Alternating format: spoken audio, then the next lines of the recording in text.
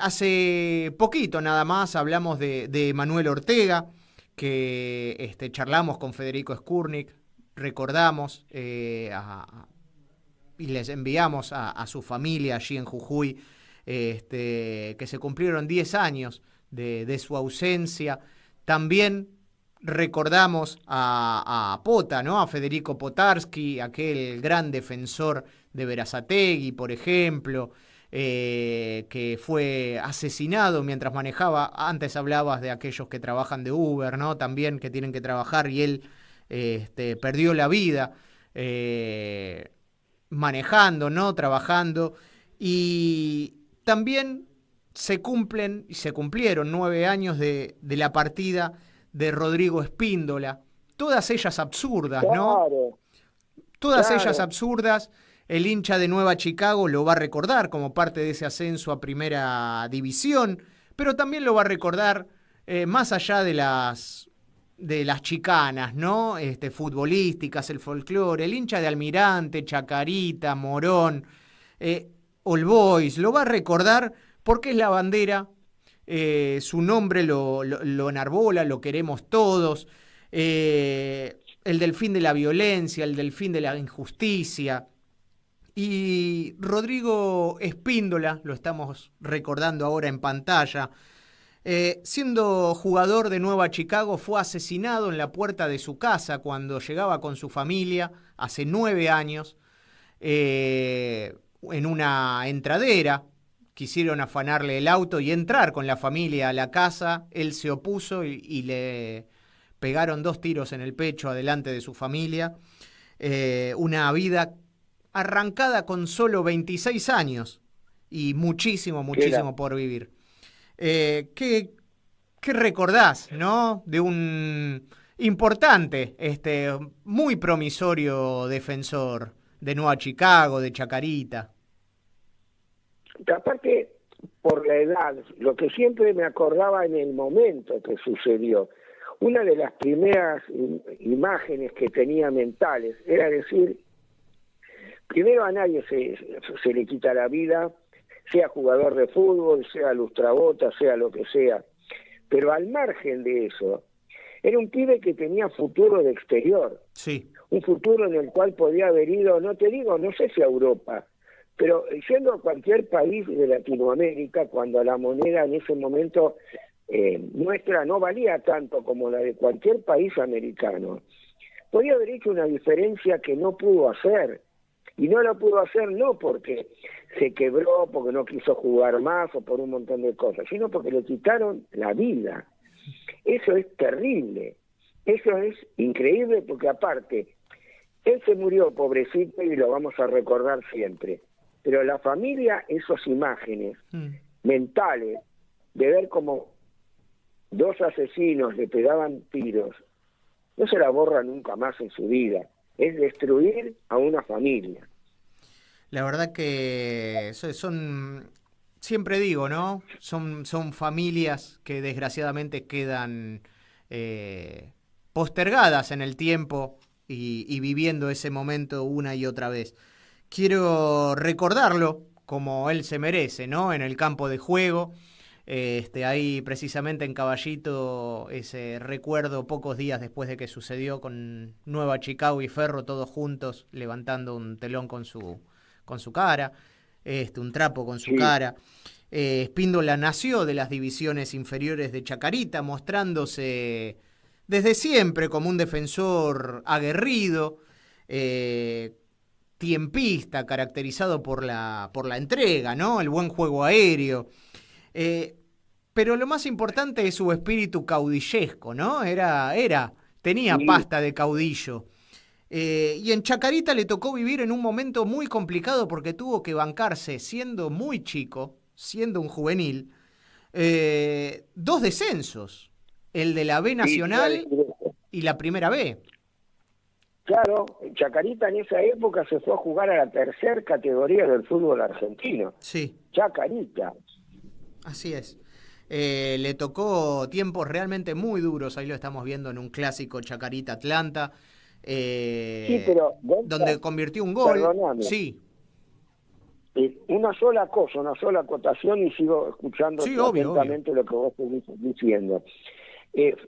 Ahí ya demostró su temple, ahí demostró su temperamento, porque siendo chico, siendo un purrete, y que un equipo de la dimensión de Chacarita Juniors pase a una tercer categoría del fútbol argentino, te puede tirar a la miércoles. Sí. Sin embargo, la luchó. Pero No pidió el además, pase en blanco para irse a jugar a un equipo de aficionados. La luchó desde ahí con todo lo que significaba Chacarita en una primera vez. y las condiciones técnicas que tenía, que aún con 2 descensos, Subeldía, en ese momento director técnico de Racing, dijo, me interesa ese pibe, lo quiero Claro, en Racing, y se lo llevó a la reserva para poder foguearlo. Un proyecto que desgraciadamente en la Argentina no dura, ¿no? Porque a Subeldía le llegó otro director técnico después a Racing y bueno, ya quedó sin lugar para entonces llegar a ese Nueva Chicago. Pero fíjate que aún en las malas, el tipo de jugador que era y el tipo de personalidad que tenía a tan corta edad, lo llevó incluso a uno de los grandes del fútbol argentino. claro, claro. Y Pero después, aparte, sí, no fue de Nueva Chicago a la primera C o a la obvio, primera o aficionado. Fue a Morón, fue a Mirante, fue equipos fuertes. obvio. Y en Nueva Chicago llegó con Omar Labruna en el banco en el año 2014. Le tocó intercalar, por ahí no jugó tanto como hubiera querido.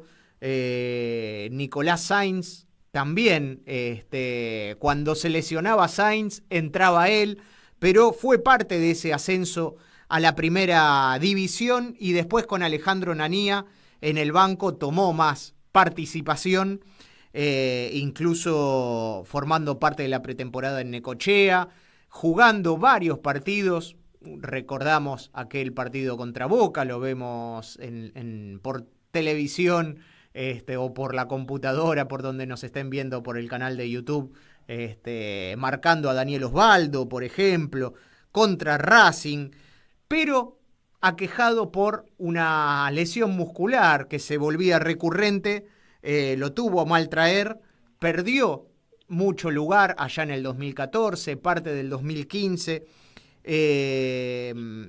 parte del 2014 digo, 14. claro, 2014, y cuando estaba empezando nuevamente a recuperarse, a entrenar, había renovado contrato con Nueva Chicago, bueno, llegó esto que una vez más pedimos justicia, la justicia argentina sentenció en un juicio abreviado penas que parecen insuficientes para los implicados.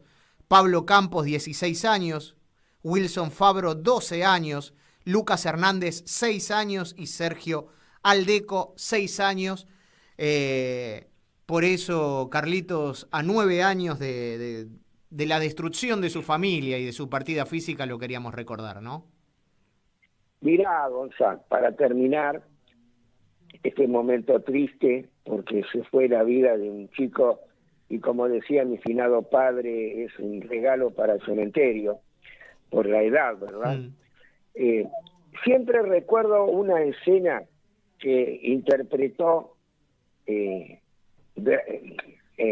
Ricardo Darín, sí, con Rago en El secreto de sus ojos, que es cuando Rago le dice a Darín, al tipo le dan 6 años de cárcel, 10 años de cárcel, me tendrían que dar perpetua, porque a mi mujer no me la van a volver a traer a la vida.